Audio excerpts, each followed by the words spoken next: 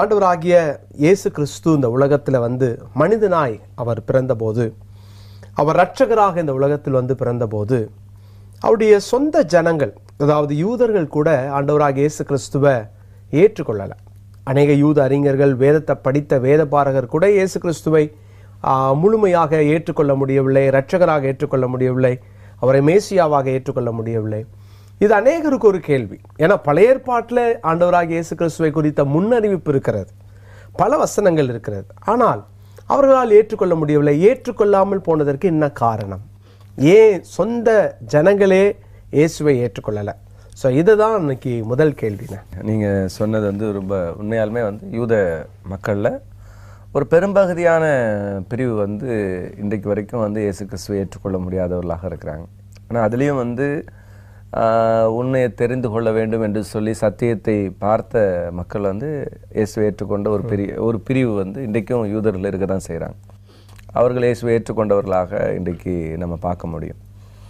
ஆனால் பெரும்பகுதியான மக்கள் இயேசுவை ஏற்றுக்கொள்ளாததுக்கு என்ன காரணம் அப்படின்னு சொல்லி பார்க்கும் பொழுது, பொதுவாகவே இது வந்து இயேசு கிறிஸ்துவை ஏற்றுக்கொண்டவர்களும் சரி, இன்றைக்கு ஏற்றுக்கொள்ளாத வெளியே இருக்கிற ஜனங்களுக்கும் சரி, இது அறிந்து கொள்ள வேண்டிய ஒரு விஷயம். ஏன்னு கேட்டால், இயேசு கிறிஸ்துவை ஏற்றுக்கொண்டோம் என்று சொல்லி இன்றைக்கு ஒரு கிறிஸ்தவ மார்க்கம் அல்லது கிறிஸ்தவ மதம் அப்படின்னு சொல்லக்கூடிய அந்த அமைப்புக்குள்ளாக இருக்கிறவர்கள் கூட வேதத்தை முழுமையாக புரிந்து கொண்டவர்கள் என்று சொல்லி நம்ம சொல்ல முடியாது.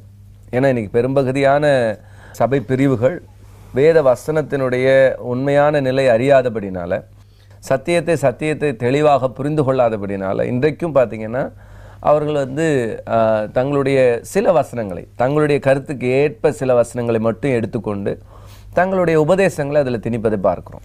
இயேசு அறிய வேண்டிய பிரகாரமாக அறியலை அந்த மாதிரி. அப்போ நம்ம வந்து இயேசு அறிந்து கொண்டோம்னு சொல்கிறவங்களும் வந்து உண்மையாக இருக்கிறாங்கன்னு நம்ம சொல்ல முடியலை. அறிந்து கொண்டவர்களும் இன்னும் பார்த்திங்கன்னா தங்களுடைய உபதேசத்தை வந்து உள்ள திணிக்கிற விஷயத்தை தான் பார்க்குறோமே ஒழிய, வேதத்தினுடைய வசனங்களை முழுமையாக எடுத்து புரிந்து கொள்ளுதல் அல்லது முழுமையாக எடுத்து அதை விசுவாசித்தல் அப்படிங்கிறது வந்து இன்றைக்கி பார்த்திங்கன்னா ரொம்ப குறைவாக இருக்கிறத நம்ம பார்க்குறோம்.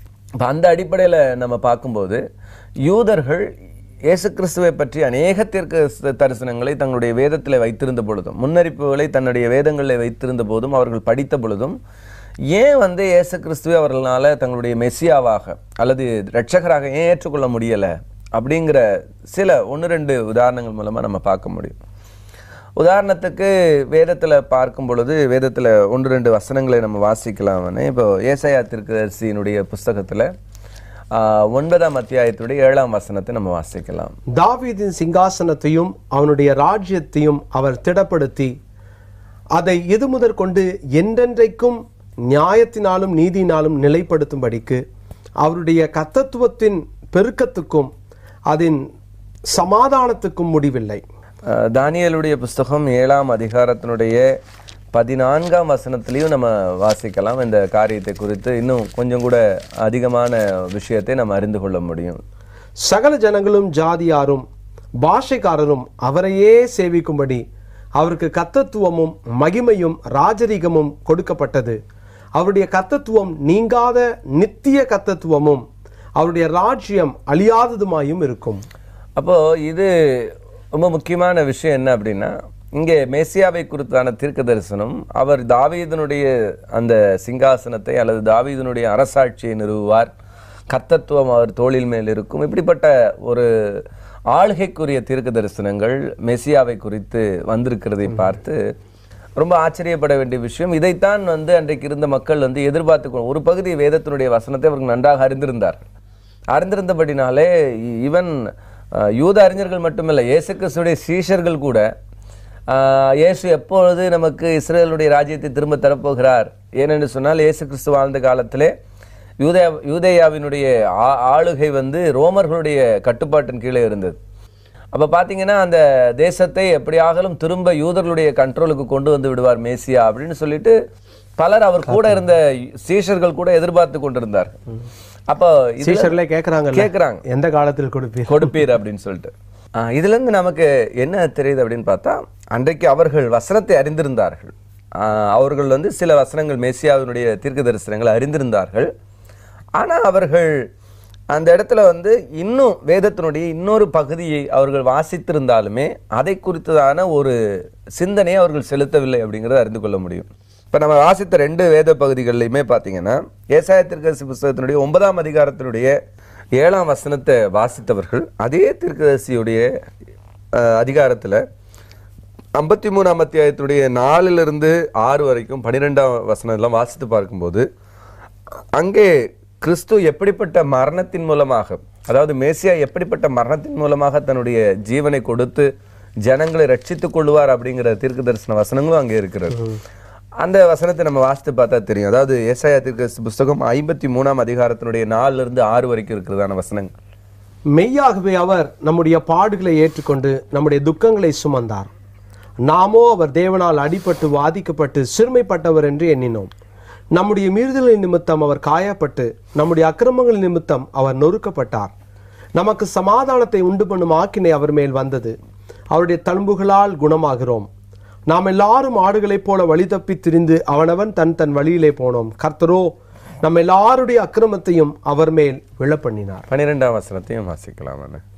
அவர் தம்முடைய ஆத்மாவை மரணத்தில் ஊற்றி அக்கிரமக்காரரில் ஒருவராக எண்ணப்பட்டு அநேகருடைய பாவத்தை தாமே சுமந்து அக்கிரமக்காரருக்காக வேண்டிக் கொண்டது நிமித்தம் அநேகரை அவருக்கு பங்காக கொடுப்பேன்.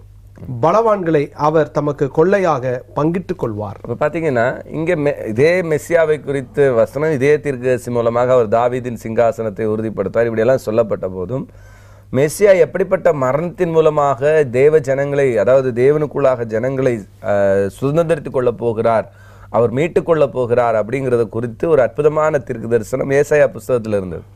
அப்போ ஒரு பகுதி வசனத்தை அவர்கள் எடுத்துக்கொண்டவர்கள் அது எந்த காலத்துக்குரியது என்று அறிந்து கொள்ளாமல், எந்த காலத்திலே அது அவர் ஸ்தாபிக்க போகிறார், எந்த காலத்திலே இப்படிப்பட்ட காரியங்கள் நடக்க போகிறது என்று உணராமல் இன்னொரு தீர்க்க தரிசனத்தை விட்டுட்டாங்க. இதை நம்ம பார்க்குறோம். இதே தான் தானியேல் புஸ்தகத்திலேயே நம்ம வாசிக்கும் பொழுது 9ஆம் அத்தியாயம் 26ல் சொல்லப்படுகிறது, மேசியா சங்கரிக்கப்படுவார் ஆனாலும் தமக்காக அல்ல, அவர் கொலை செய்யப்படுவார் அப்படின்னு சொல்லப்படுகிற விஷயத்தை பார்க்குறோம். ஆனால் தமக்காக அல்ல அப்படின்றதையும் அங்கே தெளிவுபடுத்தப்பட்டிருக்கு. அப்போ ஒரு மெசியாவினுடைய மரணத்தை குறித்தும் அவருடைய அந்த பாடுகளை குறித்தும் வேதத்தில் பல இடங்களிலே அவர்களுடைய புத்தகத்தில் இருந்த போதும் அவர்கள் வந்து அதை கவனிக்கலை, வேற ஒன்றும் கிடையாது. அதாவது அவர்களுக்கு எந்த வசனங்கள் எல்லாம் ஏற்றுக்கொள்ளக்கூடிய லெவலுக்கு இருந்ததோ அல்லது எது அவர்களுக்கு ரொம்ப விருப்பமாக இருந்ததோ அதை அவங்க அதிகமாக ஃபோக்கஸ் பண்ணுறதும், ஆனால் வேதத்தினுடைய இன்னொரு பக்கத்தில் இருக்கிற வசனங்களை அவர்கள் கண்டுகொள்ளாமல் இருந்ததுன்னு தான் பார்த்தீங்கன்னா இந்த விஷயத்துக்கு வந்து பெரிய காரணம். இன்னொரு விஷயத்தை கூட உதாரணமாக நம்ம எடுத்துக்க முடியும். உதாரணத்துக்கு யோவான் சுவிசேஷத்தினுடைய 7ஆம் அத்தியாயத்தினுடைய 41வது வசனத்தையும் 7வது அத்தியாயத்தினுடைய 52வது வசனத்தையும் நம்ம வாசித்து பார்க்க முடியும். வேறு சிலர் இவர் கிறிஸ்து என்றார்கள், வேறு சிலர் கிறிஸ்து கலிலேயாவிலிருந்தா வருவார், அதற்கு அவர்கள் நீரும் கலிலேயனோ, கலிலேயாவிலிருந்து ஒரு தீர்க்கதரிசியும் எழும்புகிறதில்லை என்பதை ஆராய்ந்து பாரும் என்றார்கள். அப்போ இது வசனத்தை வந்து இந்த வசனத்தை படித்தவர்கள் என்னன்னா கலிலேயாவிலிருந்து எப்படி வர, ஏன்னா இயேசு வாழ்ந்த பகுதி பார்த்தீங்கன்னா கலிலேய பகுதிகளிலிருந்து அதிகமாக அவர் செயல்பட்டார் அப்படிங்கிறத தெரிஞ்சுக்கலாம். ஏன் இவர்கள் இப்படி சொன்னார்கள் அப்படின்னு பார்க்கும்போது மீகா தீர்க்கதரிசி புஸ்தகத்தில் வாசிக்கலாம். 5ஆம் அத்தியாயத்தினுடைய 2ஆம் வசனத்தில் அங்கே வந்து என்ன சொல்லப்பட்டிருக்கிறதுனா, யூதாவின் சிறியவளாகிய பெத்லகேமே நீ ஆயிரங்களுக்குள் சிறிதாக இருந்தும் இஸ்ரவேலை ஆளுகிற உன்னிடத்திலிருந்து புறப்படுவார் அப்படின்னு ஒரு தீர்க்க தரிசன வசனம் இருக்கிறது. அந்த வசனத்தை நம்ம வாசித்தோம்னாலே அது விளங்கக்கூடிய வகையில் இருக்கும். எப்ராத்தா எனப்பட்ட பெத்லகேமே நீ யூதேயாவில் உள்ள ஆயிரங்களுக்குள்ளே சிறிதாயிருந்தும் இஸ்ரவேலை ஆள போகிறவர் உன்னிடத்திலிருந்து புறப்பட்டு என்னிடத்தில் வருவார். அவருடைய புறப்படுதல் அநாதி நாட்களாகிய பூர்வத்தினுடையது. அப்போ இந்த வசனத்தை வாசித்திருந்தபடினாலதான் அவருடைய என்ன யூத அறிஞருடைய என்ன பெத்லகேமிலிருந்து தான் யூதர்களை ஆளுகிற ராஜா வரப்போகிறார், மெஸ்ஸியா வரப்போகிறார் அப்படின்னு தான் நினைச்சாங்களே. இவர் கலிலேயனா இருக்கிறாரே, இவர் கலிலேயாவிலிருந்து வந்திருக்கிறாரே அப்படிங்கிற காரியத்தை மட்டும் வெளியரங்கமாக, இயேசு ஆக்சுவலாக பெத்லகேமில் தான் பிறந்தார், ஆனால் வெளியரங்கமாக அவர் கலிலேயன் அப்படிங்கிற காரியத்தையும் கலிலேயாவிலிருந்து அவர் வந்தார், ஊழியத்தை ஸ்டார்ட் பண்ணாருன்னு பார்க்கும்போதும் உடனே அவங்க என்ன நினைச்சிட்டாங்க, இவர் கலிலேயன் ஆயிற்று, இவர் வந்து பெத்லகேமில் இருந்தானே வந்திருக்கணும் இப்படின்னு யோசிக்க ஆரம்பிச்சுட்டாங்க.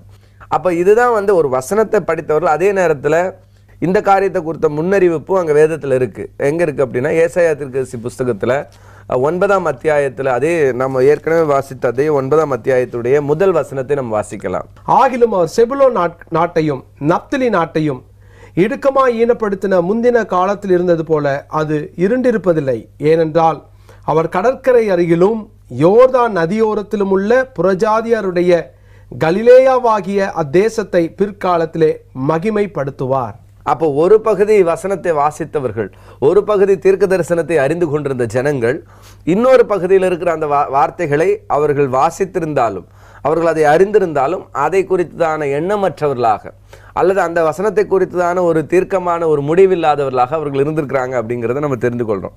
அப்ப இந்த மாதிரி தங்களுடைய சுய எண்ணத்துக்கு ஏற்ப அல்லது தன்னுடைய சுய விருப்பத்துக்கு ஏற்ப வேதாகமத்தில் சில வசனங்களை எடுத்துக்கொள்வது, சில வசனங்களை விட்டு விடுது. இது இன்றைக்கு வரைக்கும் வேதத்தை தவறாக புரிந்து கொள்வதற்கு ஒரு முக்கியமான காரணமா இருந்துட்டு இருக்கு. அது எல்லா பகுதி மக்களிலுமே சில வசனங்களை அவர்கள் எடுத்துக்கொள்வதும், சில வசனங்களை புரிந்து கொள்வதற்கு அல்லது அதை புரிந்து கொள்ள விருப்பம் இல்லாத அந்த ஒரு சூழ்நிலையில் நம்ம இன்னைக்கு இருக்கிறத பார்க்குறோம். இதுதான் காரணம்னு மெசியாவை அவர்கள் கண்டுகொள்ளாமல் இருப்பதற்கான ஒரு முக்கியமான காரணமாக. வேதத்துல இருந்தாலும் வேதத்துல அவங்க புரிஞ்சுக்க முடியல. உண்மை. அது இன்னொரு விஷயம் பாத்தீங்கன்னு சொன்னா, இயேசு கிறிஸ்துவ கூட அவங்க எப்படி பார்த்தாங்க அப்படின்னா, ஒரு பெரிய ரூலரா இருப்பாரு அப்படிங்கறதுதான் அவங்களுடைய எண்ணமாக இருந்தது. இயேசு ஒரு சாந்த சொரூபியா இருந்தாரு, அவரு விசுவாசிகளை தொட்டாரு. இப்ப இயேசுடைய வருகை அப்படின்னு சொன்ன உடனே மெசியாவுடைய வருகைன்னு அவர்களுக்கு ஒட்டுமொத்தமாக ஒரே வருகையை தான் முன்குறிச்சு நினைச்சுக்கிட்டுவத்தையே யோசிக்கிட்டாங்க. ஆக்சுவல் இயேசு கிறிஸ்துடைய வருகையில ரெண்டு பாகத்தை நம்ம பாக்குறோம். அவருடைய முதல் வருகை அப்படிங்கிறது அவர் ரட்சகராக இந்த பூமியில சாதாரண அடிமையின் ரூபம் எடுத்து இந்த பூமியில மனுஷனாக பிறந்தார். ஆனா இயேசு திரும்ப வரப்போகிறார். அவர் ராஜாதி ராஜாவாக கத்தாதி கத்தராக வரப்போகிறார்.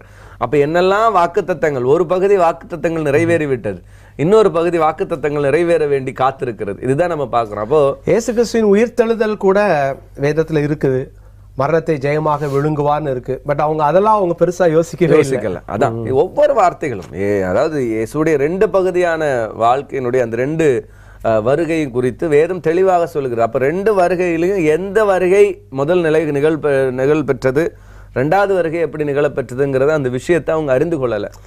அதுதான் ஒரு முக்கியமான விஷயம். அப்ப எந்த நேரத்துல கர்த்தருடைய காரியங்கள் இருக்கு அப்படிங்கறத சரியா அனலைஸ் பண்ணும் பொழுதுதான் நிச்சயமாக நம்ம சத்தியத்தை அறிந்து கொள்ள முடியும். ஏன்னா வேதத்துல இந்த மாதிரி நிறைய விஷயங்கள் இருக்கு. ஒவ்வொரு வேதாகமத்தை வாசிக்கும் பொழுது வேதத்தை யார் வேணா வாசிச்சிடலாம், உண்மை. அதுல பேசிக்கான அடிப்படையான சத்தியங்கள் என்ன? தேவன் இந்த மனுஷனாக இந்த பூமிக்கு வந்தார், என்னுடைய பாவத்துக்காக இந்த பூமியில மனுஷனாக பிறந்து அவர் மரித்தார், அடக்கம் பண்ணப்பட்டார், மூன்றாம் நாள் உயிரோடு எழுந்தார், இன்றைக்கும் அவர் ஜீவனுள்ளவராக நமக்காக இருக்கிறார். அப்படிங்கிறதுல எந்த விதமான மறுப்பும் இல்லை. இது அடிப்படை சத்தியம். இது ஒரு மனிதனுக்கு ரட்சிப்பை கொடுக்கக்கூடிய ஒரு நம்பிக்கை. இயேசு கிறிஸ்துடைய ரத்தத்தினால சகல பாவங்களையும் நான் கழுவப்படுகிறேன், இயேசு கிறிஸ்துடைய மரணத்தின் மூலமாக நான் விடுதலை பெறுகிறேன், இயேசு கிறிஸ்துடைய உயிர்த்தெழுதல் மூலமாக நான் நித்திய ஜீவனுக்கான அந்த வாக்குத்தத்தத்தை உறுதிப்படுத்திக் கொள்ளுகிறேன். இப்படி பேசிக்கான அடிப்படையான விஷயங்கள்ல எந்த ஒரு இதுவும் இல்லை.